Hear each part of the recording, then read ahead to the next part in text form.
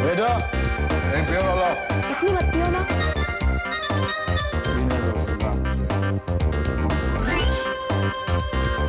मोहन का गुस्सा अपने ऊपर क्यों उतारते?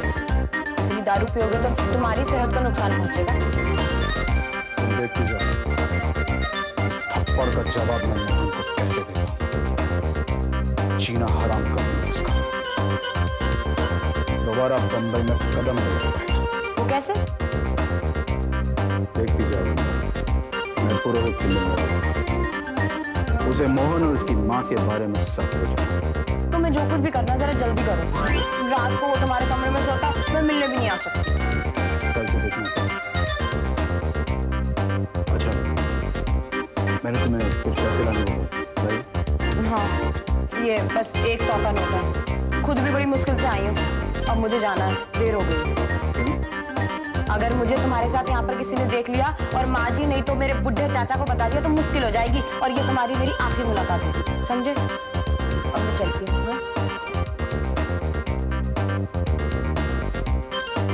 समझ गया ना? क्यों बे हीरो, आज पैसा लाया? आज 100 रुपये। 100 रुपया? अरे बिल तो 1000 रुपया हुआ। कल अगर पैसा नहीं लाया ना तो मैं क्या करूंगा मालूम नहीं, बाद में शिकायत नहीं करना। आसे आसे बाबे चलो ये रख लो।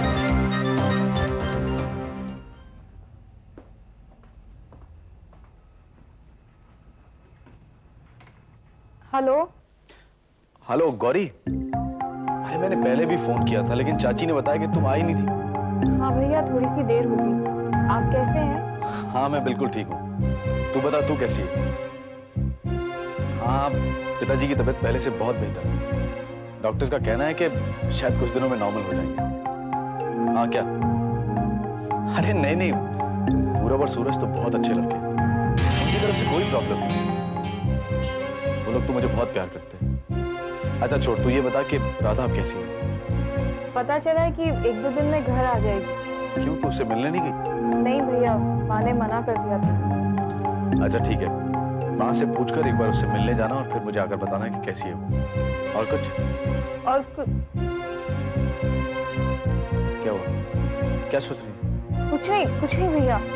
अच्छा माँ ने ये कहा है कि पूरब और सूरज अगर आपसे झगड़ा करे तो आप उनसे झगड़ा मत करना। अरे पागल, पूरब और सूरज मुझसे झगड़ा क्यों करेंगे? वो दोनों तो बहुत खुश हैं कि उन्हें एक बड़ा भाई मिल गया। अच्छा मैं फोन रखूं? Okay bye.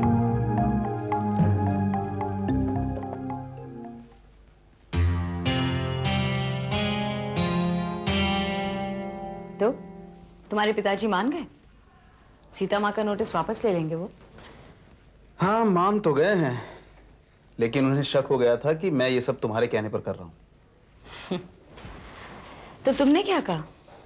मैंने कहा कि बिल्कुल नहीं, राधा ने इस बारे में मुझे कुछ नहीं कहा।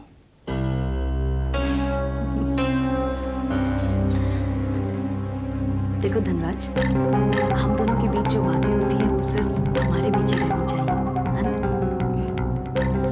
मैं जानता हूँ राधा।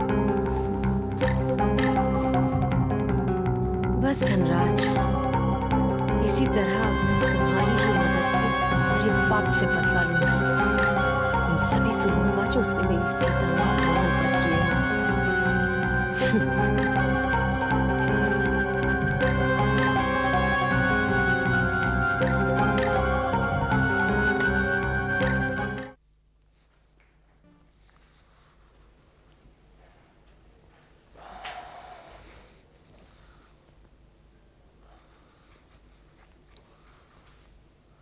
लकीरें?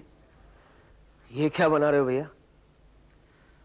धीरज, लोग कहते हैं कि लकीरें ही सब कुछ होती हैं, और जिन जिन लोगों ने मेरे हाथ की लकीरें देखी है ना, उनका कहना है कि मैं बहुत खुशनसीब हूं। लेकिन जब मुझे इन लकीरों में अपना नसीब दिखाई नहीं देता तब मैं इन्हें काटता हूं और बनाता हूं। किसका नसीब कब खुलता है भैया, ये तो कोई नहीं बता सकता। वो माँ कह रही थी कि आप वापस जाना चाहते हो। हाँ जाना तो चाहता हूँ, लेकिन छोटी माँ जाने नहीं देती है। पूरा भैया की वजह से आप परेशान हो। वो अपने आप को मुझसे बड़ा कहते हैं, लेकिन उन दोनों का जो दिमाग है ना, वो बच्चों जैसा है। आप उन दोनों की बातों की परवाह मत करो भैया। उनके दिमाग में तो किसी ने जहर भरा हुआ है। आप यहाँ कुछ दिन रहोगे भैया तो आपका प्यार पाकर वो दोनों सुधर जाएंगे। अब मुझे ही देखो ना भैया, जब माँ ने कहा था कि दूर का कोई रिश्तेदार आ रहा है तो फॉर अ मोमेंट मुझे भी अच्छा नहीं लगा था, लेकिन जब आपको देखा, आपसे मिला, तो ऐसा लगा जैसे आप दूर के नहीं, बहुत करीब के हो।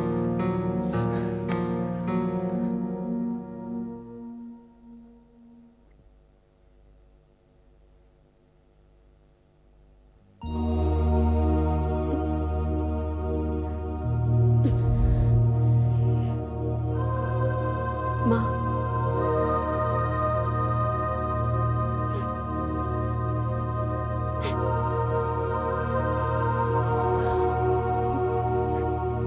ये सब क्या हुआ बेटा? कितना बेदर्दी से मारा है उस जालिम ने तुझे।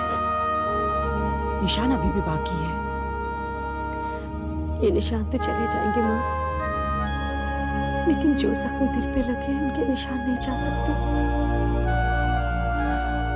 ये सब मेरी वजह से हुआ है।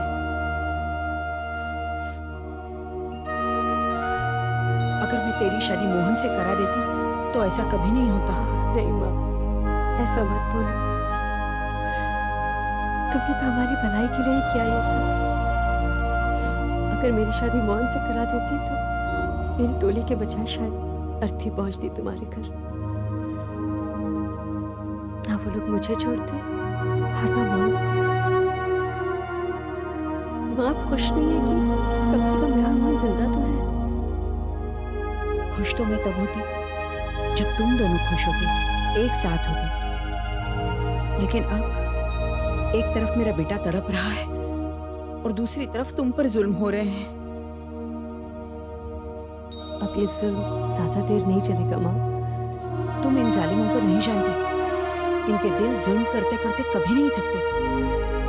पृथ्वी ने मुझे इतना दुख दिया है और अभी भी पीछा नहीं छोड़ रहा। मुझे नोटिस भेज दिया है कि मैं वो मकान खाली कर दूं जिसमें 20 साल से रह रही हूँ। माँ, आपको वो घर खाली नहीं करना पड़ेगा। आपके भैया नोटिस वापस ले रहे हैं। ये तू कैसे जानती है? बस मैं जानती हूँ। क्या तूने पृथ्वी से बात की? तो फिर? माँ, मेरा एक पति भी है जो आपके भाई का बेटा भी है। और जब मैंने उसे प्यार से समझाया तो उसकी समझ में आया, और उसकी बात उसके पिताजी की समझ में आई। अब ना वो नोटिस आएगा आपके यहाँ और ना ही आपको घर खाली करना पड़ेगा।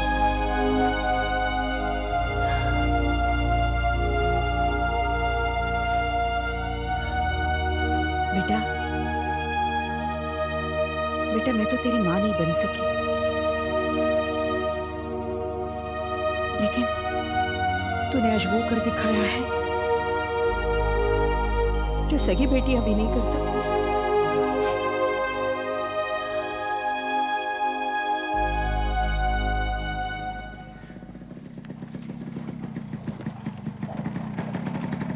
हाय। अरे हाय कहने में तो तुम्हारा कुछ खर्च नहीं होता। हाय पद्मा। क्या है? और तुम मेरा नाम कैसे जानते हो? तुमने मुझे पहचाना नहीं? नहीं पहचाना और पहचाना भी नहीं चाहती। अरे मैं किरण। फुटबॉल, किरण, बचपन याद है?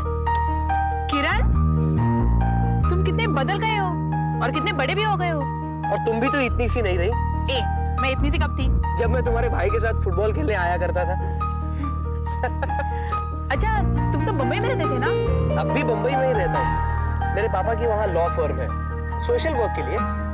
तो फिर यहाँ कैसे? सिलेक्शन के लिए फुटबॉल प्लेयर्स एसोसिएशन ने मुझे बुलाया है। अच्छा, तो अभी तक फुटबॉल ने तुम्हारा पीछा नहीं छोड़ा? ऐसा कहो कि मैंने फुटबॉल का पीछा नहीं छोड़ा। जिधर फुटबॉल उधर मैं। चलो तुम्हें घर छोड़ दूं। नहीं, मैं चली जाऊंगी। अरे घबराओ मत, मैं तुम्हें भगा कर नहीं ले जाऊंगा। मैं घबरा नहीं रही हूँ। अच्छा चलो, वैसे घर का रास्ता मालूम है ना? बचपन की एक एक बात, एक एक रास्ता याद है।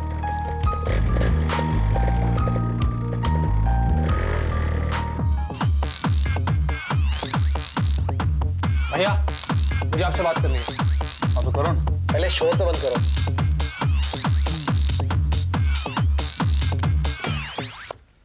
हाँ बोलो। भैया मेरे ख्याल से मोहन के बारे में जो हम सोचते हैं वो गलत है। मोहन बुरा आदमी नहीं है। अच्छा, ये फैसला तुमने कैसे कर लिया? मोहन अपनी बहन से फोन पे बात कर रहा था और वो हमारी काफी तारीफ कर रहा था अपनी बहन से। तो इसमें कौन सी बड़ी बात है? उसे पता लग गया होगा कि एक्सटेंशन पर कोई है, बस उसने अपना नाटक चालू कर दिया होगा। लेकिन भैया धीरज कह रहा था कि धीरज की बात मत करो सूरज। एक बात अच्छी तरह समझो कि धीरज और मोहन का खून का रिश्ता है। उन दोनों का बाप एक है, जिस तरह हम दोनों का खून का रिश्ता है। फर्क सिर्फ इतना है कि उनका बाप यहाँ मौजूद है और हमारा बाप हमें छोड़कर जा चुका है। और न जाने क्यों माँ भी अब मोहन की तरफ हो गई। हमें मोहन की असलियत पता करनी है और माँ को यह विश्वास दिलाना है कि मोहन वैसा नहीं है जैसा वो समझती है। आज रात को बार में मिलना है 9 बजे, याद रखना। There's something important. मोहन, मैं तुम्हारे प्रॉब्लम्स को अच्छी तरह समझता हूँ और मैं बहुत शर्मिंदा हूँ कि ये सब कुछ मेरे डैडी की वजह से हुआ। नहीं संजय, तुम्हारे डैडी की इंटेंशंस चाहे कुछ भी नहीं हो, लेकिन कम से कम इतना तो हुआ कि सच्चाई सामने आ गई। और उस सच्चाई ने 2 घरों के माहौल में हलचल मचा दी। मोहन, मुझे लगता है कि तुम्हें गौरी की शादी के बाद मुंबई आ जाना चाहिए। आखिर अब रखा ही क्या है तुम्हारे लिए रामपुर में? तुम ठीक कहते हो संजय, रामपुर में अब बचा ही क्या है। लेकिन यार मैं यहां आकर भी क्या करूं? पूरब और सूरज मुझसे नफरत करते हैं। मेरी वजह से छोटी माँ और उन दोनों के बीच में काफी अनबन हो गई है। एक्चुअली मुझे रामपुर छोड़कर मुंबई नहीं आना चाहिए। तो क्या ऐसी हालत में तुम अपने पिताजी को छोड़कर जा सकते हो? मैं नहीं जानता यार, मैं खुद बहुत कंफ्यूज हूँ। मैंने इस बारे में सोचा भी, लेकिन एक तो यहाँ रहने की प्रॉब्लम है, फिर ऊपर से जॉब मिले ना मिले। रहने की अब इतनी प्रॉब्लम नहीं रही और जॉब की गारंटी मैं तुम्हें देता हूँ। मैं दिलाऊंगा तुम्हें जॉब। अच्छे लोगों की सभी को जरूरत होती है यार। थैंक्स यार। Thanks for what? मुझे अच्छा आदमी समझने के लिए। As a matter of fact you are.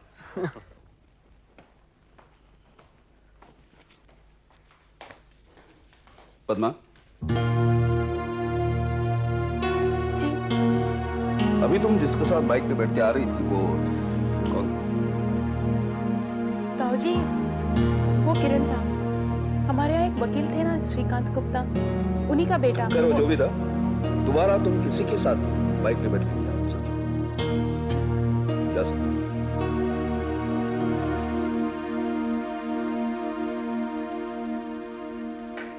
आज राधा को हॉस्पिटल से छुट्टी मिलने वाली है। अब चल रहे हैं ना? क्यों? वो कोई मिनिस्टर है जो उसे लेने सब लोग हॉस्पिटल जाएंगे? सारा शहर जाएगा वहां? वो कोई मिनिस्टर तो नहीं है, लेकिन आपकी बहू तो है। अरे बहू है तो क्या है?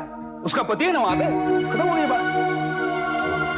आजकल आप कुछ ज्यादा ही चिड़चिड़े हो गए हैं। चिढ़े हुए और डरे हुए। ये सब वो तुम्हारी ननंद है ना सीता, उसकी वजह से हुआ है। पता नहीं उसके पास ऐसा क्या है। इस बेचारे के पास क्या हो? देखो लक्ष्मी, अगर तुम्हें जरा भी अपने खानदान का ख्याल है ना, कोई फिक्र है ना, तो उससे जाके पता करो कि उसके पास ऐसी कौन सी चीज है जिससे वो मुझे इस कदर धमका रही है।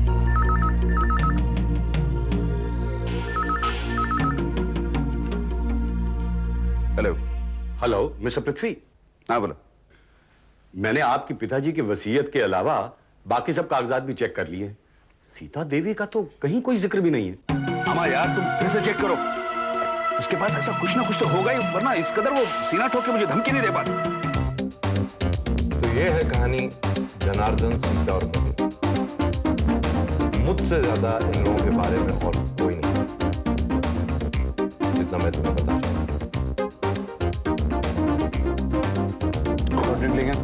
नहीं, बिल्कुल नहीं। आजकल मेरी माँ यहाँ आई थी और वो इतने पुराने ख्याल किए, उसे शराब की जरा सी भी बू आ गई ना, तो आज भी इस उम्र में डंडा लेकर मुझे मारेगी। मैं चलता हूँ। हाँ ओके बाय। Thank you. सुन ली लोगों की हकीकत। भूखे मर रहे थे, जब पता चला पापा बॉम्बे में, तो यहाँ पर आ गए और अब उनकी नजर पापा की दौलत पर है। समझे? हीरो, पैसा लाया? हाँ जी, 200 रुपए, बाकी 200। अरे अगर मुझे तुम्हारे पैसे मारने होते तो यहाँ पर क्यों आता? तो यहाँ से नहीं पीता। ज्यादा बात नहीं करने का, ज्यादा बात नहीं करने का।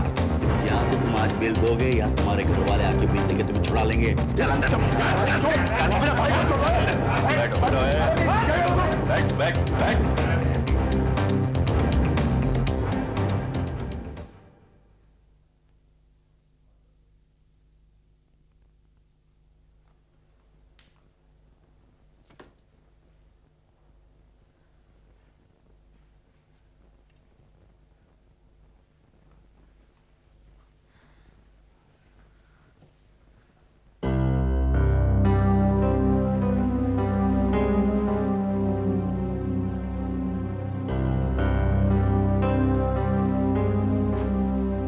मोहन, मोहन, उठो मोहन।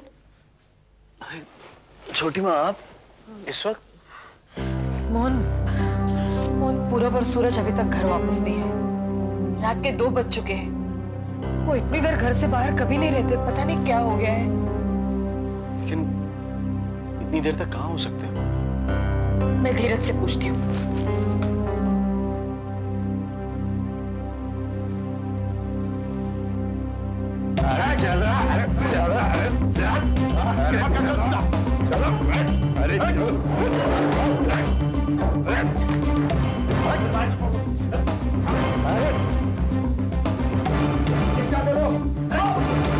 जब तक सेठ नहीं बोलेगा तब तक नहीं छोड़ेंगे।